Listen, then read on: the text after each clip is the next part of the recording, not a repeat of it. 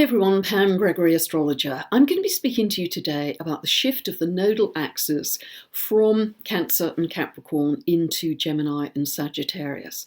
Now, the orbit of the nodal axis, it takes about 18.6 years to come back to exactly the same place.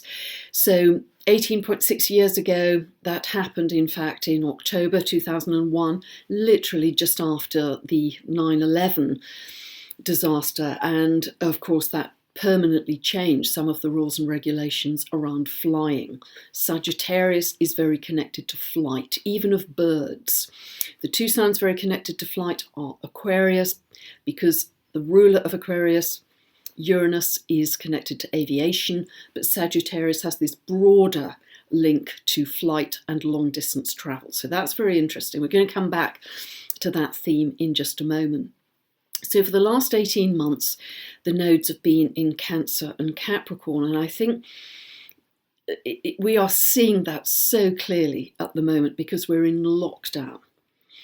The South Node in Capricorn, very much about governmental control of the population, has forced us into our homes. Cancer in lockdown in our homes, because Cancer and Capricorn are the signs very, very linked to security. Our emotional security, Cancer, and our practical security, Capricorn. So they are now shifting into Gemini and Sagittarius. So see where these signs fall in your chart, because they will be there for about 18 months. They will stay in Gemini and Sagittarius until January 2022. And it's really helpful if, when they move into those signs, see which areas of life, as I say, which houses they fall in your chart.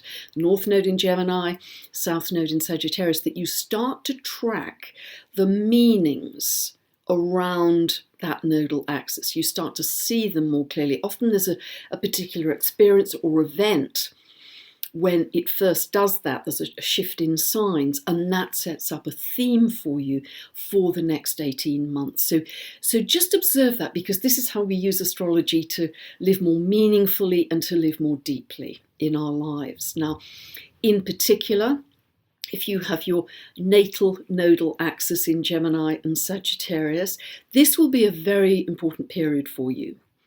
If your North Node natally is in Gemini, at some point through this next 18 months, you will have a nodal return. That happens every 18.6 years. This is a really positive period where you feel, I'm on track, I'm on a mission, there's a sense of rightness about this is the right path to take, I'm absolutely bullseye on where I'm meant to be going with my soul's path of growth in this life. So that's a very positive time. Equally, if your North Node is in Sagittarius, over the next 18 months, you will be having an inverse nodal return. And that's quite different, really. It's almost a little bit like the full moon cycle, in that it's a period of culmination and closure. And when I say closure, it's often connected to this life where there's a sense of completion around something, or you're letting the past go. You're just almost like the fool in the tarot stepping off a cliff edge. You're letting the past go in order to move to a totally different episode in life. And often that brings with it understandings of what's happened in that nodal cycle, revelations, but so often, and I experienced this very strongly myself with my inverse nodal return, that it's a time when past life material can come up for you. And there's a release of experiences from a past life or past lives that you can just let go. You can just release to the light to enable you more freely to step into a new episode in this life. So it's a very powerful time, that inverse nodal return. So watch for that. But even if you don't have your natal nodal axis in Gemini and Sagittarius, still watch to get the meaning of what's happening in those opposing pairs of signs over the next 18 months. Now, one of the big issues clearly will be about communication, because Gemini, ruled by Mercury, all about communication. And we are doing that on the internet more and more because we can't have face-to-face meetings. So we've got Skype meetings and Zoom meetings, and we're realizing that we don't have to fly to wherever to have the conference, to have the meeting. We can do it literally just via our internet. Now, several things involved in this. The North Node moving into Gemini, this is another air sign. We know already that we have Mars and Saturn in Aquarius, another air sign. Although Saturn reverses back into Capricorn on the 2nd of July, Saturn and Jupiter, very importantly, make a conjunction in Aquarius in December this year and progress through that sign through 2021. Now, that is a very, very important conjunction, which I'll talk about separately as well. But essentially, this is, apart from in 1982, this is the first time that conjunction, which represents a new world view for us, will be happening in air for the last, for the last 600 years. And it will set up those conjunctions in the element of air for the next 200 years. So this is really important. So the North Node moving also into an air sign of Gemini reinforces this air emphasis that we're moving into. And air is about speed, air is about connectivity, air is about ideas and information.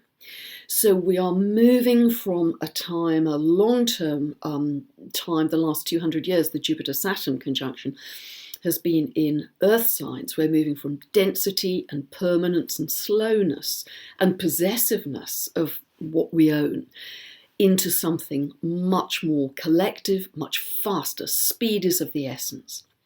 So one of the big issues around this North Node in Gemini is this connectivity. It reinforces this theme of ideas and information and speed. So if you have an online business, that's very likely going to do well over the next 18 months. It's also about mobility. And Gemini is very linked to day-to-day coming and going, sort of short journeys, often by car. It's just very, very close connections, short-term coming and going. Whereas Sagittarius, where the South Node is from the 5th of May, is long-distance travel. It's taking a plane. It's going far-flung. So delivery drivers can barely cope with the volume of business they have right now because so many people are ordering online for all kinds of obvious reasons. So if you have that kind of a business, you're going to do very well as well. And it's interesting with this South Node in Sagittarius, that's, it's a kind of clamp down almost. Where the South Node is where we've been in the past. So that South Node, as I say, stays there until January 2022. Also, Saturn moved into Aquarius, the other sign connected to air travel, on the 22nd of March. And almost spot on, that was the lockdown. That was the lockdown that spread across many countries, and the airline industry was broadly grounded. I think 95% of the industry is now grounded. Nobody's travelling, nobody's able to travel, permitted to travel, to go anywhere. And so Saturn stays in Aquarius, contraction in air travel, until March 2023. So really over the next 2 years, I think the message is very much that we're not going to have that kind of freedom of air travel that we've had in the past, at least in that short-term perspective. It may start to resurrect as we go into late 22 into 23 and take a very different form at that time, but our lives are going to be much more local. And we may have to become more versatile, Gemini, more diverse in our skills. We may have to develop several different sources of income, for instance, doing several things in our day. But this kind of versatility of, it's very much about, Gemini doesn't want to study academically for the long term. Long term is Saturn, long term is Capricorn. It wants to quickly master, speed, remember, quickly master something very practical that it can then turn its hand to. So whether it's some practical apprenticeship that's quite short and quick, or whether, around my local area, people are making vegetable planters out of old wooden crates and either selling them or swapping them for food, or there's much more barter. Gemini's to do with trade. And the trade is going to be much more local. I'll give my vegetables to you if you give the vegetable planter to me. It's going to be much more barter system.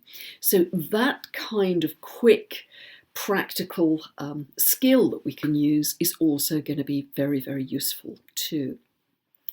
Be aware on the internet, because so much of our interaction now is going to be on the internet, which is wonderful because we've got that availability. But just beware that Gemini is also ruled by Mercury, which is the trickster.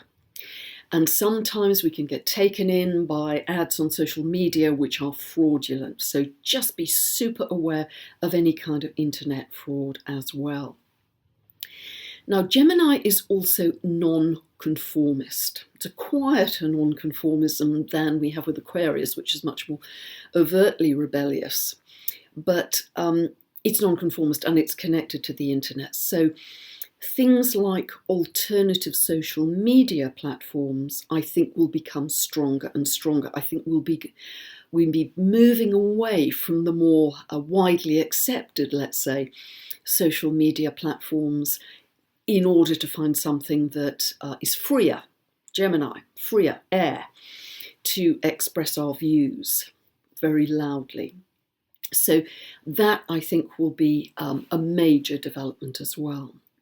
Children, I think, will be a very big theme in these next 18 months in all kinds of ways that we can't even imagine yet. So just keep that in mind, because I hope you see this video in the context of other lunation updates that I'm putting out there as well. We've got to kind of fit these together. But linked to that also education, because the Gemini Sagittarius axis is about education, about teaching, about learning. And clearly the schools have shut down, the colleges have shut down. So what does that mean for the education of our children? Again, a lot of it is online. Also, what about the qualifications, Sagittarius, for those children? Because this is going to be an extraordinary, exceptional year. How are those qualifications for those children going to be judged in this environment? So that's another big theme, I think, we'll be seeing. Gemini Sagittarius are both mutable signs. And in one way, because Gemini is also linked to the lungs, we had this axis in the Spanish flu epidemic of 1918, 1919, because there's a mutability, mutable sign, mutability. So we have to be aware that viruses have a tendency to mutate. They're very clever. So it could come back in different forms. But equally, this also promises that we are able to mutate. We are able to mutate in terms of developing antibodies. We have zillions of bacteria. We have so many viruses within our bodies that we've been exposed to in our lifetimes. And even we inherit this genetically, that we develop antibodies to, and we can easily live with all of those different viruses in our system. So I think that will be an important part of our adaptability. It's a physical adaptability as well. But it's also, as I say, this flexibility, this adaptability to our new circumstances and our daily lives. I think the other thing that will come up with this Nodal Axis in Gemini and Sagittarius. Sagittarius is about the truth, and Gemini is about information. And there are going to be various points where this axis is, for instance, squared by Neptune as we go into early 2021. But even before that, there are going to be trigger aspects to this axis where we're going to be thinking, what is true and what is not?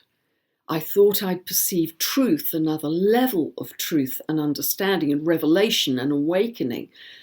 But now I'm not so sure. There could be another layer of understanding that I have to master as well. So the what is true and what is not, I think is very much part of the theme of this Gemini Sagittarius axis too. And also going back to this non-conformism, this learning of living locally, this learning of getting to know our neighbours better, looking after each other, this caring for each other and the group is so important. And again, it feeds into this whole Aquarius theme of the collective, of the community. And it also feeds into the theme of Uranus in Taurus until 2026, part of which I strongly believe is linked to people breaking away and going back to basics, Taurus, back to the earth, Taurus, growing their own food, organic food for their survival needs, Taurus, but doing it in a collective, doing it in a community, Uranus. And I think what we're going through now, in part, is to teach us that local connection and that local sharing, which we may not have experienced before. We were living more in our own bubble and flying off to wherever for our holidays, but we didn't necessarily connect to our local neighbourhood in as full a way as we are doing now. And that's a real gift, I think. It's a real gift of this period in time. So there are probably many other mini themes that are going to emerge through this next 18 months, but certainly I hope that I've shared some of the bigger ones for you. And as I say, you've really got to fit this into which areas of life this is falling in your own birth chart to get the meaning for you. Thanks so much for listening, and I hope that's helped you. Bye for now.